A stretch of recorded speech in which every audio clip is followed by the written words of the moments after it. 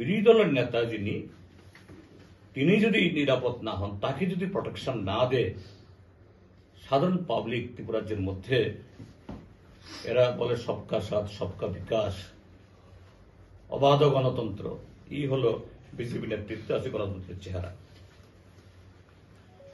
এবং এটা আজকে আপনারাও সেখান থেকে মুক্ত নন। আমরা বলতে চাইছি, দুর্নীতি ও অপশাসনের স্বর্গরাজ্যে পরিণত হয়েছে ত্রিপুরাজ্য। কদিন আগে প্রয়াগরাজ তথা এলাহাবাদে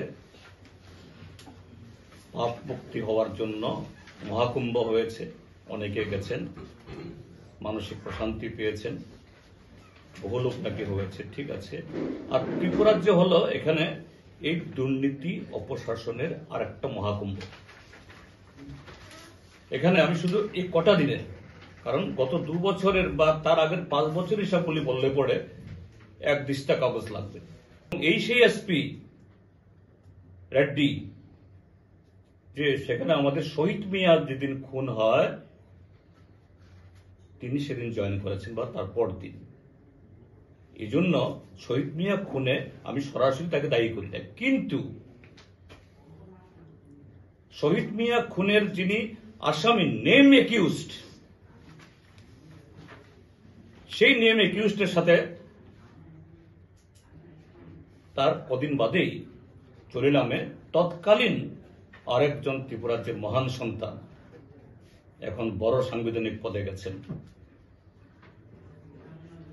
তার প্রধান আতিথ্যে এসপি এবং খুনের আসামি মঞ্চ শেয়ার করছেন।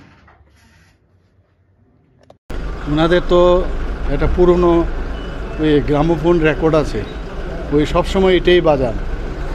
আমার অদ্ভুত আজকে শুনছিলাম, আমি অদ্ভুত লাগলো যে ওনাদের যারা কমরেড, যারা কোর্ট থেকে এখন অর্ডার দেওয়ার সুবাদে জেলে আছে, বলছে ওরা কোর্টে গেলেও আমাদের কাছে খবর আছে যে ওরা কোনো অপরাধ করেনি। আপনারা বুঝতে পারছেন কী ধরনের রাজনীতি ওনারা করেন। আমরা এই রাজনীতি করি না। আর বাকিগুলো যেটা বললেন, এগুলো আমি বললো মিথ্যার 6 লাভ।